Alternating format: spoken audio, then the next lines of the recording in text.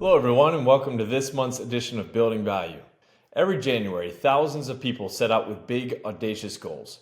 As business owners, we're no different.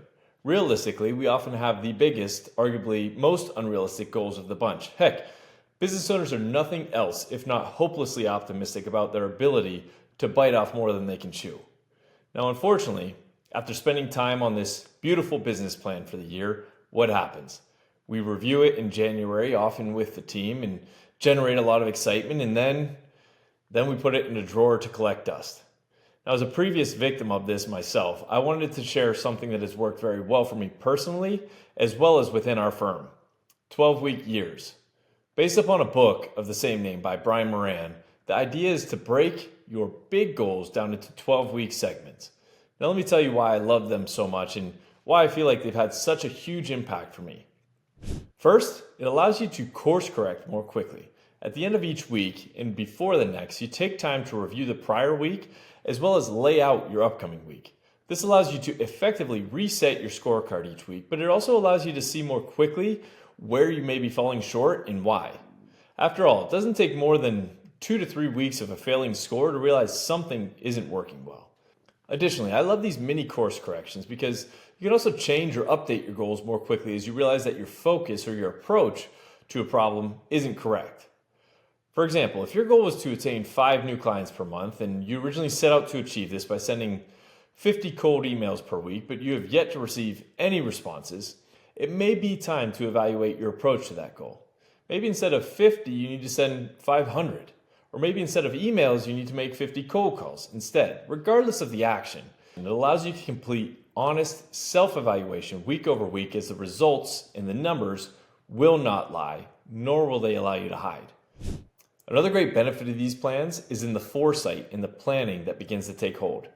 As you begin to look ahead and prepare for the next week, you more intentionally review your calendar, what is upcoming and what may happen.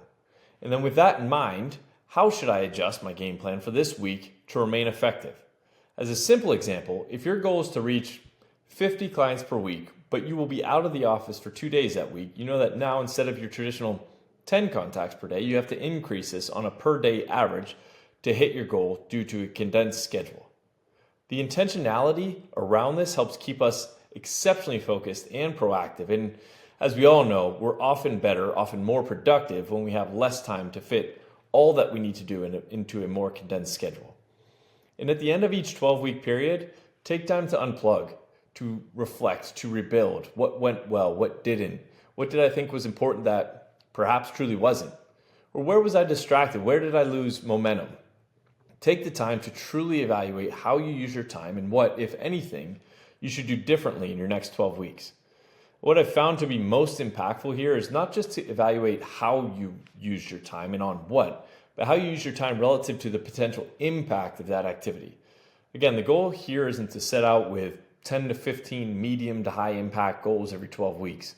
The goal is to set out with 3 to 5 what I call needle movers, or as Tim Ferriss calls them, the one domino needed to topple all of the other dominoes.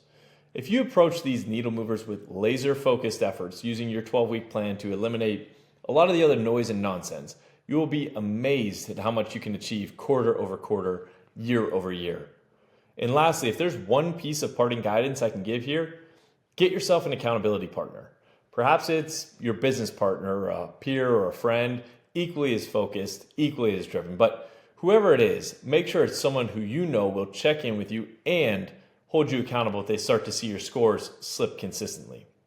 And if you do need one, I'm here to be that accountability partner for you. Just let me know. Thanks for joining me, everyone. Until next month, keep building value. Thanks for joining me, everyone. Until next month, keep building value.